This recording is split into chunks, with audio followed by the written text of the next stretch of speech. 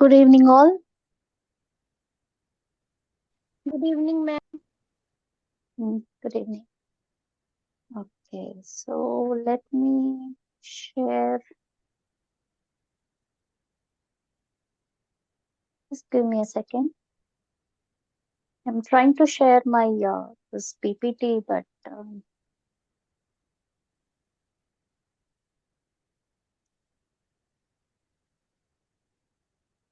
okay, yeah.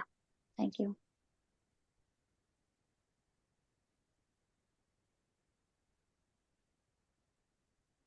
Yep. Hope the PPT is visible. Yes. Yes, ma'am. Okay, fine. So let's start. Okay. This is we have a new topic to discuss this week and the following weeks. Very simple concepts. You might have known uh, heard about it or discussed about it if you have done your UG programs in Kochi language economy. studies. Kochi to Gamama business park. Okay. Participants, make sure you have muted yourself. Okay, because unmute. Food free ആണെന്ന് തോന്നുന്നത്. Okay, Mr. M. Ansarji, Mr. M. Ansarji, Vishnulal. Okay, fine. So, not a new topic, as I mentioned.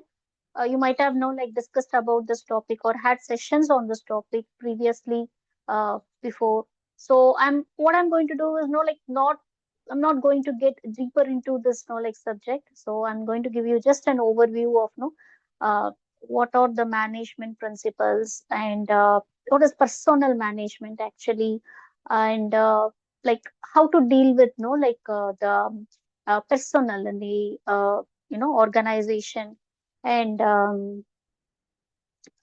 what are the ways nowadays, what are the principles or what are the strategies the organizations follow to withhold to retain their employees in the organization, because now the culture has become different. It's not as before. Previously there were no conventional cultures and conventional structures in the organizations, but now no as the no uh, rise of technology, and there is no integration, and there is no globalization, and because of that the whole scenario of the management, or okay, the approach of the management towards their employees, that has changed drastically. It has changed.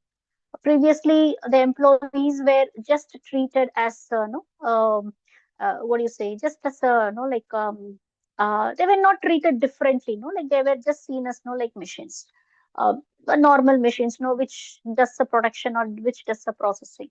But now organizations see them as the resources, okay, the main resources, for the success of the company, to who can contribute to the the company, so that they can reach the goals, objectives together.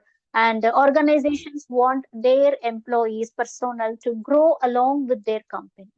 So, okay, so this is how employees were treated. And before that, the employees of an organization or a company, it was usually hired or employed from nearby locations, especially uh, within a particular area or a zone, or very nearby locations or nearby cities. But now the scenario is different. Any company can have an employee who can work from another location, no, another place in the world. So diversification of personnel has happened very recently. So that is something new happening in the personnel management field. And the way these personnel are treated. Okay, so nowadays companies are engaging them in decision making. They are discussing their strategic plans and everything with their employees, and they give many other than paying them the salary or the wages, more benefits are given to these employees, by their management. So what is the reason actually? Like, what is the why it has changed? Previously, it was not done, but why it has changed? What is the reason for this change? It didn't become overnight. The change didn't happen overnight. It was a very slow change. This change started after 1960s. Okay, so if you take the history, uh, employee oriented centric organizations, employee centric the businesses, no, it happened only after 1960s, not before that. And especially it started from the the western countries, no, not even the western countries. It started actually from Japan. So the reason for the success of Japan, no, whatever it is right now, high economy and superpower, this global economy, how it all happened is after the Second World War, the country was completely devastated. It has to become it went to the ground level, but the government and the people there, they thought um, something new has to be done to come up to come out of these ashes, or to come out of this drastical failure. They have to do something different. They shouldn't follow the old pattern of industrialization and everything. So many companies in Japan, no, like they have started practicing, no, like inclusion of the employees in decision making in all the processes in the organization. So because of that inclusion, employees felt they are one among the company. Before that, it was not the scenario. So only for salary part the employees were working, or only for no like few other reasons the employees were working. But only after this particular scenario, no, like after 1960s, the employees started working for their companies. They became no like committed to their work. They became committed to the organization. Their morale increased. Their no like their work environment was no like uh, made very nicer. The environment was made very nicer by the management of the companies, and because of that, employees felt completely satisfied, and they retained in those companies, and that's how it all started. Okay, so slowly this concept spread no like all over the world, and obviously in India also, after globalization especially, companies have started now treating employees in a very respectable way. Okay, so now they see them as a you know as a very resource of the company. So without employees there is no company, if at all, if it is no like company which doesn't deal with no like full robotics and everything. Okay, so let's see, like let's see the principles of management, and then we will know like go into this organizational and structure and everything, and let's see, like how employees or no like dealt or no like what importance is given to them, no like one by one we will see. So it covers everything, okay? Not only it's not only about the human resources, but it covers all the aspects of the organization. So this session. Okay, let's start with the important five principles, which is like very well: planning, organizing, staffing, leading and actuating, controlling. So planning is all about setting the objectives, setting the goals, mission, vision statement, why the company what they are no like going to of target customer, what is the target market, and who are the competitors, and what strategies no like they are planning and how they are going to implement it, budgeting, everything comes under this planning. Then comes the organizing. So everything is now allocated, budget is ready, human resources ready, everything is ready. Now organizing everything, who is who in the organization, what should be done, how the process has to be carried out, end date, start date, end date, and everything. So then comes the staffing part, which is very important, recruiting the right person, the right job at the right time. So then comes the leading and actuating, that is inspiring and motivating these employees to work towards the organizational goal. And sometimes these employees, they will be having, no, not sometimes, everyone, no, like you, me, and everyone, whoever is an employee of an organization, we have our own goals, we have our personal goals. But how to link our personal goals with the organizational goals, no? So that is where the, the success of a HR manager, personal manager, no? So that's where the person starts. So correct way of no like motivation and no the right way of training, right resources has to be provided to these employees so that their personal goals or their professional goals, it matches the organizational goals. Then comes the controlling in everything, controlling in operations, controlling in money, cost, controlling in like managing the human resources and other resources, and controlling like the the day-to-day operations. So everything comes under this controlling task. Compliance, abiding with the laws, rules, setting standards, so taking corrective action, and like resolving the conflicts. All these comes under the controlling aspect. Okay, so five principles. Okay, this principles, no, 14 principles of modern management theory, which includes human resource. Before that, there were many management theories, but human resource, personnel was not included in those theories because they were not seen as a factor. But Henry Fayol's modern management theory, it included the human aspect, it included the human part. So he was a French mining engineer, and no, like he was a person who has contributed these principles. And now every company, use these principles, to have a, and not, I would not say control, but to know, may use these principles to retain the talents in their organization. So these are the 14 principles. Division of work, you shouldn't burden one particular employee with more work. There should be an equal division of work and authority and responsibility. So who is who in the organization? Who has authority to take decisions, and who is responsible for what action, that has to be clearly communicated.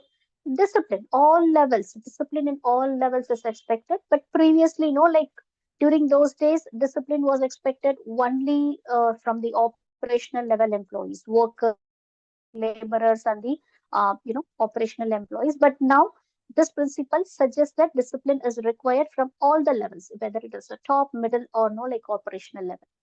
And a unity of command should be there, because if at all an employee receives commands, orders from two or more different persons, the employee would be confused, no, which to know, which task to be completed first, or no, whom to listen, no, on the first order. So there should be a unity of command.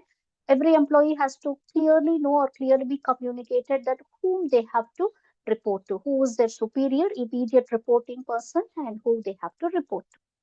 Then comes centralization and decentralization. That is not depending on the type of the film firm, size of the firm, and the project undertaken or the operations carried out. It depends. Centralization or decentralization. Say, for example, if it is educational institution, obviously centralization. A proprietorship company, centralization. Strict hierarchical, it's followed. Say a hospital, again centralization. And government organizations, public organizations, definitely centralization. So top level, then comes the managerial level, and then comes the operational level. Now decentralization, it applies for new startup companies or tech companies and BPO services. So though for stakeholders stake, though they maintain some hierarchical structure, but actually if you see in respect to decisions taken or processes followed, and the communications uh, uh, you know like communications being sent, actually that's a decentralization of working. Okay, the IT companies, tech companies, and startups, they completely decentralized. There is no central reporting person. Everyone works together when it comes to decision making. Everyone gives their opinion. The best opinion is taken out from that. Then unity of direction, and the superior and employee, they should work towards the same goal. It's not that the manager level working towards some other goal, and the operational workers, they are into some connected. Or the way it should be, they should be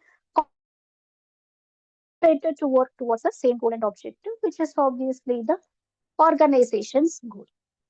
Then scalar chain, top to middle work, which applies only for those hierarchical companies, hierarchical structure maintaining companies. So top companies, top management, usually it's not like CEO, COOs, founder of the company, chairman, vice chairman, president, vice president, CFO, chief financial officers, and CEO, chief operating officers, CEOs, chief officers. So they form this top management.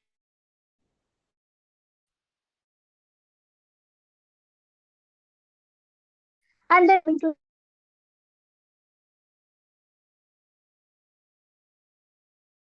level management, who is involved in managerial decision, all the middle management who are involved in, they are involved in strategic decision making, long-term decision, acquisition,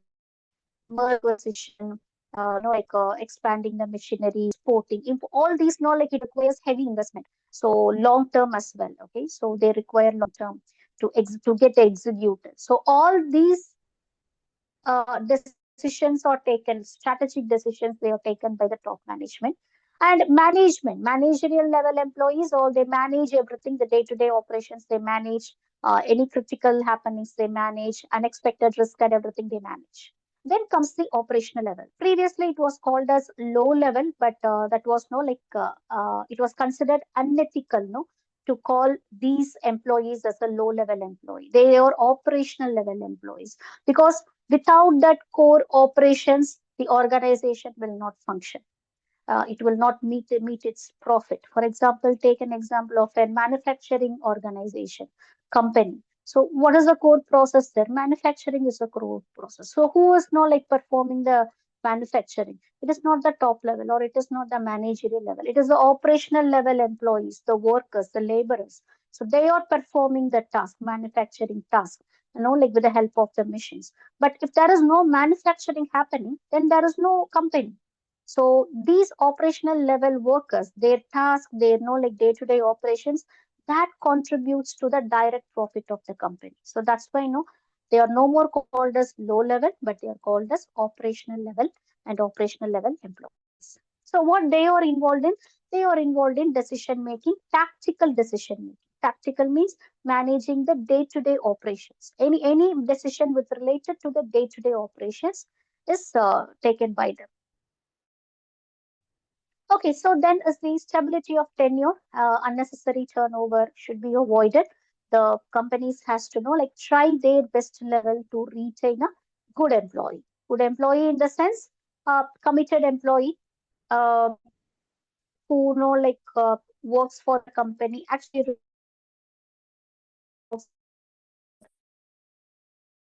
company.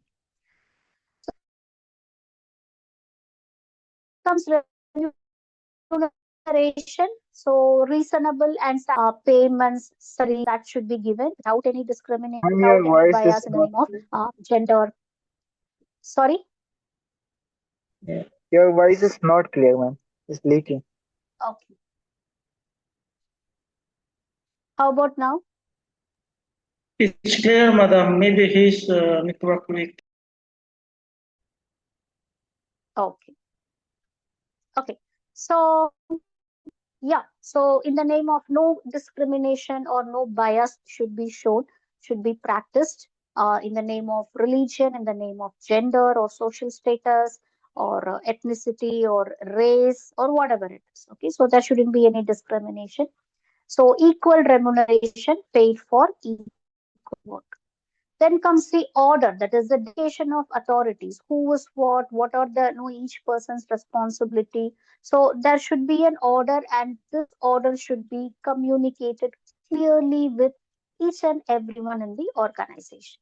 Then comes the initiative part, that is encouraging the subordinates to take initiatives to come with innovative ideas, because nowadays without innovations, without enhancements, the company cannot survive at all. There will be no more in the market. There will be no more in the industry if they are not coming up with new product or new services. Some change has to happen, whether either in their process or either in the product or either in their services, whatever it is. So it is a responsibility of these top management and the middle level management to encourage their employees to take initiatives, to come up with innovative ideas, to give their opinions about a particular, like an event or something, some process happening in the organization. And a subordination of individual interest to general interest. That is focusing, aligning the individual employees' goal objectives, like linking it to the organizational objectives and goals. Then is the equity part, that is equality of justice in spite of level and rule. So here the discrimination shouldn't be shown in the name of ethnicity, religion, gender, but here equity, that is whether the employee belongs to like top, middle, or like operational level, that doesn't matter. So equal justice should be provided to them. And finally, esprit de corps, it's like a Latin word for team spirit. It's actually a military word actually. So used in military operations. So there should be a team spirit because everyone is working towards a common goal, okay, which is profit maximization or no community service or no customer satisfaction, whatever the mission vision statement of the organization is. So each and every employee has that responsibility to know, like, coordinate, collaborate with each other, to have that team spirit, create unity, and know work towards that common goal. So then comes the different, the structures usually like followed in organizations. You know very well. First one is the hierarchical structure, the common structure. So which is usually seen in, like, government organizations or public, and like traditional conventional organizations, proprietorship concerns, and so all these comes under like hierarchical model. And then you have this. We will go one by one. Okay. So what happens in hierarchical model? There is a chain of command. What is a chain of command? If the top management wants to convey something with regards to anything, with regards to the business, with regards to the operations, so it has to go level by level. It doesn't reach the final employee directly. So it has to go by level by level. That is, no, from the top management to the middle level, and from the middle level to the operational level. And same vice versa. That is, no, if the line level employees, operational level employees want to convey something, go for collective bargaining with the top management, and that too, no, it goes level by level. So from operational level, it goes to middle level, and from middle level, it goes to the top level. So that is a chain of command. And this is the functional organizational structure. And so here the team structure that groups employees into different departments based on the areas of expertise. So for best example is a proprietorship company. So proprietors or the CEOs, they directly pass the communication to their departmental managers, and these departmental managers, each department, they pass it to the employees. There is the employees are not reporting to just one managerial department, but to multiple departments. So everyone has a control, or everyone has the communication with the subordinates, with those employees. So that's functional organizational structure. Example I would say is say manufacturing department, manufacturing units. So the operational level employees are into the direct manufacturing, and this manufacturing team, it could communicate with the procurement department, sales department, quality control department, purchasing department, manufacturing department, packaging and labeling department. Yeah. So multiple side communication happens, multiple channel communication happens. So that's a functional organizational structure. Then comes the normal horizontal structure. There is no level of middle management between the staff and the executives. Like here, everyone is connected with everyone other than the top level management. So this is the flatter organizations or horizontal, and multi-divisional organization. So this usually happens, where the company segments its employees based on the products or markets. A company can deal with two different products or two different services. So, for example, ITC, it deals with tobacco products. At the same time, it deals with FX. They manufacture books, notebooks, pen, pencils, all those stationery items do they manufacture, right? They produce. So for each separate operations or each separate product line, they will be having each different level of employees or each different level of managers. So that's how it is being managed. But here the reporting person will be the managers of a particular sub brand, okay, or the subdivision or the product line. So employees of that particular product line will be reporting to the manager of the particular product line. So that's how it works. Then matrix organizational structure. Here, this happens, where multiple projects are not carried on within one organization. For example, take IT industry, you have this ops team, operations team, you have this developing team, and you have this testing team, and you may have an AI team. So, okay, so multiple teams, no, like multiple projects. And these IT people, they must deal with multiple clients as well. One client may be from US, one client may be from European country, one client from Australia. So multiple clients, no, they are organizing, they are no like managing. So that's how the matrix organizational structure, no, like it functions actually. So project manager of one particular project manager, he or she takes care of the complete projects, no, which comes under his or her control. Likewise, no another project manager takes control and takes no decisions on all the operations which comes his or her control. Then comes the team-based organizations. Here, the whole employee group is divided into different teams. There is no manager, intermediate managers in between, but completely they are into different teams, and no like depending on the project, no they are into. So one team may be no like working towards no a part of a product. Final result will be the whole product. Okay. So say construction companies. So one team will be working on the interiors, one team will be working on the like the basics of this checking the soil, like gaining the certification part, and like collecting the approvals, and like dealing with documentation and everything. And one team will be the engineers team who will be working on construction part. So three different teams, or no like more than two teams, but they all report to the same CEO or the proprietor. So this is a team-based organizational structure or project-based organizational structure. Then comes in network organization, which you can normally see in like startups, the new startups. So freshly established companies, newly established companies. So what they do is they allow everyone like in the decision making process, because they need more innovative ideas. They are just like new to the industry, new to the market. So to come up to the next level, they need more innovative ideas.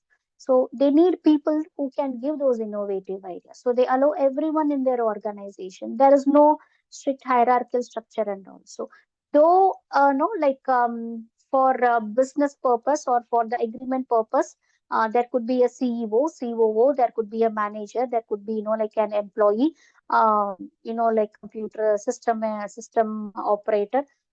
There could be like different roles, like, but though no there are different roles, no different designations given, but when it comes to decision making, when it comes to like process and everything, project approval, so everyone come together and give their opinions, and they can participate in the decision.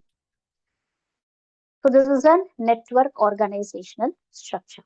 And few companies may follow an hybrid one, like during normal times it will follow the network organizational structure, but when it comes to some critical incidents, or no like critical times where immediate decisions has to be taken, you cannot work network structure, you cannot maintain network structure.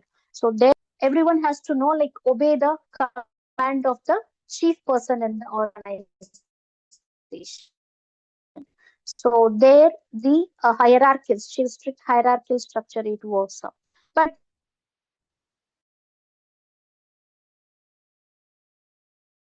it's normal.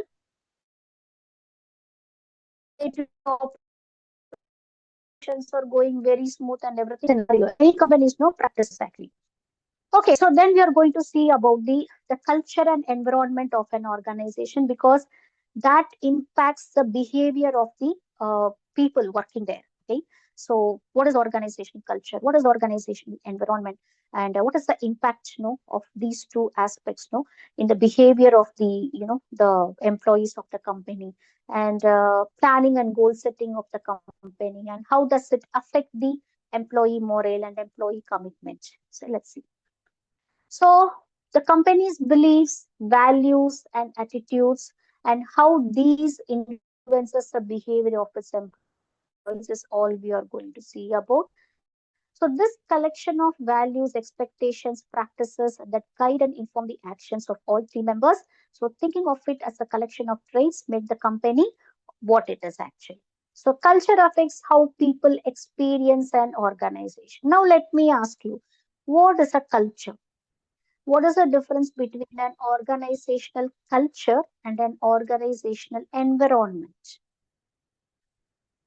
Can anyone give your inputs?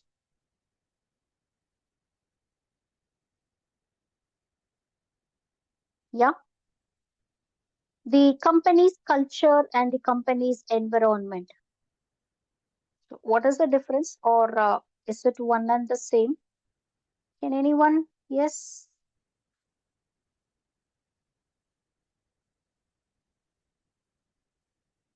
Yeah. No one?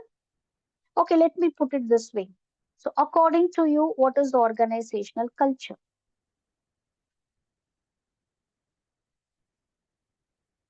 So many of you are working in professionals, right? Yeah. So yeah. So for you, according to you, what is organizational culture?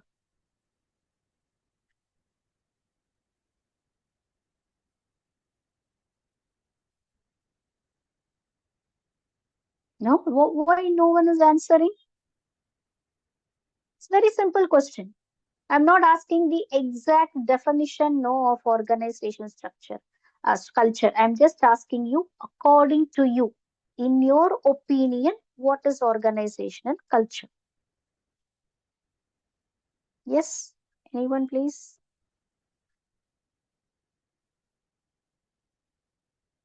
Okay, so Yes, someone ma'am. has. Each company having some procedure rules, their procedure. The company having Mm-hmm. own rules and regulations, and Mm-hmm. each member of the company employee they have to follow. And the company having that regular period of that vacation period, leave cycles, the working hours, and these are the cycle. They have some. That is the company culture. Exactly, exactly. So culture, no, like specifies how the work should go on, how things has to be done. Uh, Once the organization more like starts functioning, once it has been established, the very same moment culture has been established. So no, like it gives an no like a clear direction to the employees, whether they are no like new employees or the existing employees. It gives them a clear direction that how things has to happen in the organization. Okay, whether it is related to the process or related to the report or related to communication or whatever it is. Say for example, if you are going to write an email to your no like manager or no to your colleague, so there should be a process followed, right? So your organization would have instructed you that this is how this has to be done, and no like th- to this person only, or to this person who know like has this particular role, you have to know like convey the information, or you have to communicate in this way. Okay, so it clearly tells the employees know like how things has to happen. That is organizational culture. And environment is something no which is decided by the current employees of the organization. Now this organizational culture will not change when employees go out and new employees come in. It remains the same, that is not going to change. But the environment, okay, so that will change, that will become no like sometimes it becomes dynamic, sometimes it becomes strict, sometimes it becomes static, sometimes it become no like conflict filled. So it all depends on the behavior of the people, the psychology, behavior of the people, the attitudes of the employees no working in that company. uh, to be no like even make it more clear, I can tell this. Usually like take educational conventional organizations, so they follow a culture of no like calling the higher authorities meant no like as sir and madam, right? Sir or no like ma'am or madam. But this is a usual culture no which is followed in no those organizations which follow strict hierarchy, multi-level of like this management. So they follow it. But now if you see, like you see the tech companies, you see, like the startup companies, the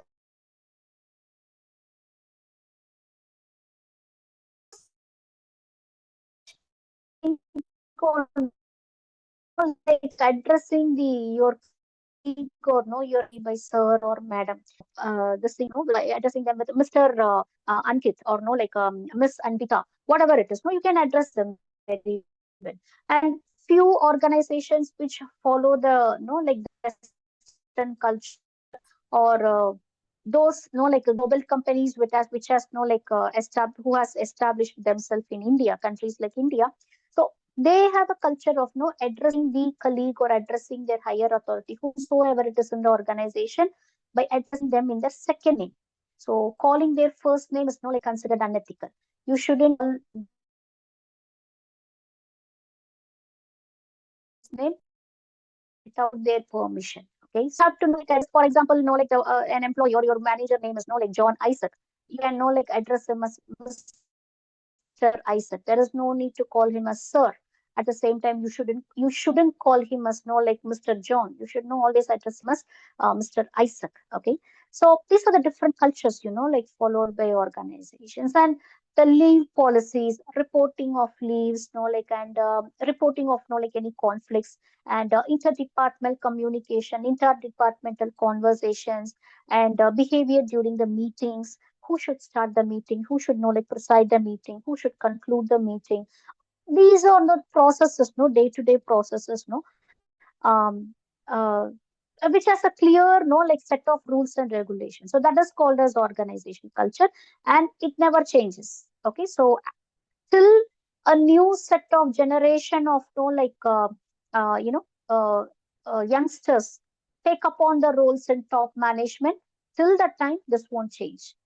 Okay, so but what is an environment, organizational environment? It is all about like how the organization looks like, very strict or very dynamic, or like communication is open communication or very closed communication, formal behavior, informal behavior, collective decision making, but strict hierarchical decision making. All these constitutes the organizational environment. So it depends on the current employees who are like working there, working in the organization. Okay, so that is the main difference between the culture and the like the environment part. For example, if you see, like half of my, the organization where I am working as a full-time employee. So now half of the organization, the staff, they are the Gen Z. So if before, like before this Gen Z's, like joined the organization, it was like mostly people like us, who were born, like late 80s or like in 90s. So we were like very professional. We acted very professional. We maintained like very healthy environment, knowledge sharing environment, and everything was like very very professional. Everything was going very professional. When the Gen Z people joined, like who was born, like after 2000s, mid of 2000s and after 2000s, I can't say things have changed or it has become professional, but the whole environment has become very dynamic, because they are young, they are energetic, they are like bubbly, like they are like having innovative ideas. And the main thing is like they can't keep quiet for like more than 5 minutes. So it has become very dynamic. Knowledge sharing, no, like I couldn't say knowledge sharing not there, but apart from knowledge sharing, uh, uh, other things, with related to like celebrations and like occasions or general conversations, like about politics or about economy. So everything is like happening. So total environment, it has become very dynamic, very energetic, and very bright.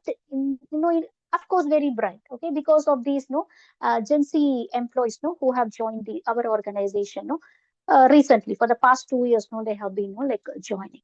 So this is the difference, between culture. But still, though these Gen Z people have joined, Still, we follow the strict hierarchical culture because it's an educational organization. So still, no, like it is followed.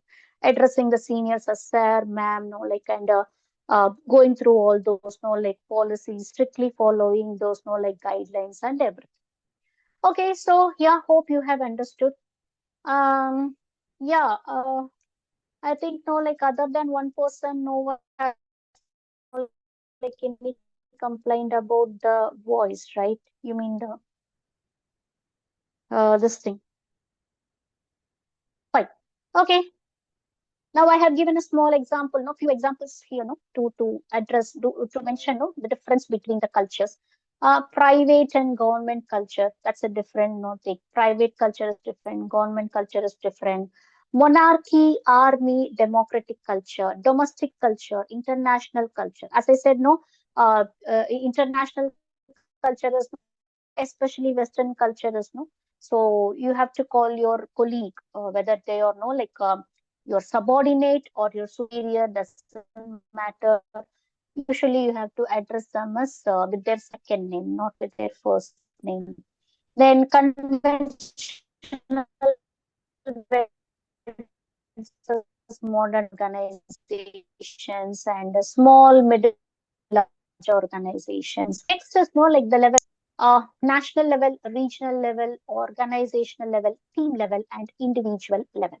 So how employees know like behave in the organization, or know like what makes them know to be as a team, voluntarily or involuntarily, know like how they affiliate themselves. They know like stick themselves to a particular team voluntarily, in the sense, no, like those are informal teams. Okay, so who has no like-minded people in the organization, you can like team up with them, join them, like you can make us a group, you can make us a team. So that's completely like volunteer, but no like completely what do you say, like informal way of like everything. But when it comes to like formal teams, formal project teams, or formal teams who are working on one particular task, so that is unavoidable. So it is not done voluntarily, but it is like selected by the top people, who is guiding you, or who is monitoring you. So they select the team members. So you have no other choice. You have to like become a team member in the team, and you have to like collectively you have to work. So let's see one by one. National level, it's a group of people who have been brought up within a given country. Yes, these individuals tend to share certain expectations of how things should be done and values around these expectations. And then comes the regional level, that is in terms of food, clothing, like arts, or no, like so that is the regional level of thing. For example, here we celebrate, in Kerala we celebrate Onam. No like uh, there is no like there is no such thing called no, okay, only this particular no like religious people or this particular followers has to like celebrate this particular. No, here everyone celebrates Onam, here everyone celebrates Christmas. Okay, so that has become very common here. So this is a regional level celebration, and this celebration, it couldn't be understand, or it couldn't be like accepted or followed by other state people, because they are not much aware of it. They haven't like experienced it. So in North India, like they celebrate Diwali for 10 days. They celebrate this Ganesh Chaturthi for 10 days. But in South India, there is no such bigger celebrations. So regional level differences are there. Then comes the organizational level, like the company's beliefs, values, attitudes. Now, two companies could be, like dealing with the same product and service. Two IT companies could be dealing with the same product and service or same technology. But each company is, like the beliefs, value systems, attitudes, so that also influence the behavior of its employees. Then comes the team level, the shared values, attributes, and beliefs among the employees. So within the organization, as some may matter more or less to different members of the team. Then finally comes the individual level. That is, this explains the group and organizational events in terms of single person's traits, behaviors like style, personality, nature, belief, values, and everything. Okay, so okay, how does it affect this organizational culture? What impact or what effect it has? Not only in terms of employees, but this culture it will affect everything. The leadership style it affects, the incentive plans it affects, the capability of the company it affects, the human behavior and working relationships. So it has an impact on all these aspects. So a strict organizational culture, it means there is a there is no democratic leadership is happening. So always it is no aristocratic leadership. And if it is an aristocratic leadership, then the human behavior there changes. The working relationship is very strict. And when it comes to decision making, only the top management can take the decision making, and other operational level employees are not included in it. So if the operational level employees are not included in any of the decision making of the company, they are not being treated as an inclusive factor, then their human behavior changes. So each thing it has an impact on everything. So obviously when they don't feel connected with the company, their capability decreases, their moral decreases, their commitment level decreases. They don't feel they belong to the company anymore, so their performance, their capability, everything it goes down. So obviously the company couldn't meet the results, and it could impact in the lowering the salaries, or layoffs, and strikes, breakdowns and everything. So this organizational culture it has a high impact on each and every aspect. Now coming to four types of organizational culture, but in in a different perspective. First we have seen what is hierarchy, what is hierarchical structure, what is a functional structure, what is a team structure, what is a hybrid structure, what is a network structure. But here it is in different in different view we are going to discuss about it. So clan is it could be referred to that network structure. Adhocracy is a laissez-free structure. That is, the employees are given complete freedom. So where it happens is only if the employees are highly skillful, highly talented employees. So they are working on something big.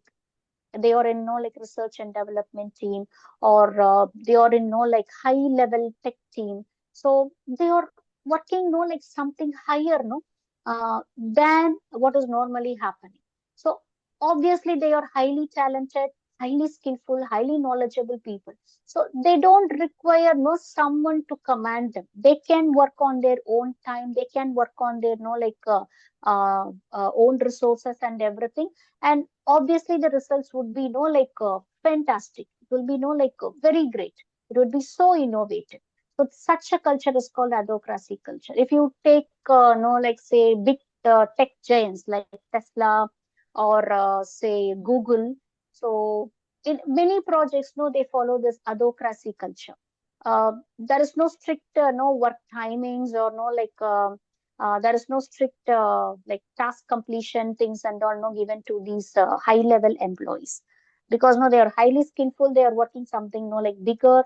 They are working something innovative. So all the company requires them from them is the final result, and the final result may come anytime. So the company has invested in them. They have to wait for the result. There is no other way. Okay. So that is the adhocracy. So let's see one by one. So first, let's see the clan culture. Clan is obviously network culture that fosters a collaborative, family-like environment by valuing commitment, participation, and allegiance. Horizontal structure has its teams of close-knit employees. That is, everyone communicates with everyone and strongly identify with the organization's vision, mission, and unite over a shared cause. So they have a friendly environment, very collaborative culture, and can be compared to a large family or clan. That is where people have a lot in common, and strong bonds of loyalty, tradition, commonality generally form. So adhocracy, so it's a culture based on the ability to adapt quickly to the changing conditions. Because these big minds, they are aware of the market. They are aware of the change happening in the industry. So that's why they are working towards it. And adhocracies are characterized by flexibility, employee empowerment, and an emphasis to individual initiative and a corporate approach of decentralized relationship. There is no centralized leadership. So decentralized leadership, individual initiative, and organic decision making happens there. And decisions are made organically, and the focus is on getting the job done. That's it. Only the task has to be completed. But no, like sometimes few organizations know which follows adhocracy culture, or some organizations which follows autocracy in one particular projects, in a specific projects, no. So they don't even keep a timeline for completion of that project because they know it is going to take time. So if you see, the research and development team, you have to invest in the team. The investment is very high, but no, the result you cannot expect within a particular timeline. It will take time. We don't know when it will happen. We don't know when they will, invent something. We don't know when that innovation will come up, when the result will come up. So obviously, the company has to wait by investing in them, and they have the ability to adapt quickly to changing conditions. Then is a market culture, completely focusing on competition. One employee competes with the other employee in the organization, that within the same standard. So this type that emphasizes competitiveness not only between the organization and its market competitors, but also between the employees. So for example, marketing companies, strict competition, right? So every week, like there is a task to complete, and whoever has not successfully completed the task, they will be given some points or credit points or something. And that points will like help them during the performance evaluation, for increment purpose, or for like promotional purposes or incentive purposes, or for salary hikes, or for getting other benefits. So this things helps. This the winning the credit points. So that helps them. So yes, you can say very well say the marketing teams or marketing project teams, or the company which is into core marketing, so they have to deal with strict competition. So the market model is the most aggressive and capitalistic of the four common corporate culture models. It reinforces and encourages a competition, potentially increasing company innovation and allowing employees to compete with one another for various benefits or accolades. So it's all about profit margins. So by initiating the competitiveness between two employees or more, so obviously the organization gains more money and staying ahead of the competition. So it is result oriented with a strong external focus to ensure customers satisfied. So manufacturing, marketing companies, few retail companies. Okay, so retailing companies also follow this type of culture. And finally, the hierarchy, we know very well, clearly defined corporate levels and structures. There's a type of a structure in which items are ranked according to levels of importance. So it is completely built on shared core values, top to down decision making, and internal predictability. It is only top to down and not the vice versa. Always the directions, commands, decisions comes from top level to the operational level. So decisions are made from top down, and there is a strict structure in a place. Okay, so I'm going to stop here. Yeah, we will see this and stop here. So what is a good organizational culture? Who can predict it? It depends on the process the organization is following, or the product it is dealing, or what type of company is it? Is it a proprietorship company, or a like a shareholding company, or limited company, public limited company, or a government organization, or a startup organization. So it depends on the type of the company, and it depends on the type of the product or service they are dealing with. Okay, and whether it is like the product or service is the service or technology, or it is a tangible product, or like the other things. Okay, so strong workplace cultures generally emphasize open and effective communication above all else. So an organization ought to be a space in which people feel comfortable communicating ideas, thoughts, opinions. So this doesn't refer to the strict hierarchy, right? And free flowing and open communication is a must. High employee retention has to happen, and regular transparent communications should be there. A diverse workforce. What is a diverse workforce? Irrespective of gender, irrespective of religion, irrespective of no race or no ethnicity or whatever it is, no. Diverse work, no people should be no working for the working in the organization. And a regular employee recognition should be there, acknowledging their no achievements. So that should happen. So that should be an ongoing professional development. If I feel no, there is no professional development in my company, I don't feel like no working for more time there. So that should be an no like a provision given to me. So if at all I have achieved this, obviously no, I'm going to go to the higher standard in the company, or I'm going to achieve something higher. So ongoing professional development should be there. A clear vision and values no, should be communicated. Employee benefits other than the salary part, wages part, employee benefits like fringe benefits or no other benefits should be given, and positive working relationships. So these and all constitutes a good organizational culture. Okay, so I will stop here. I'll be here for no 1 or 2 minutes more. If you have any doubts, you can ask.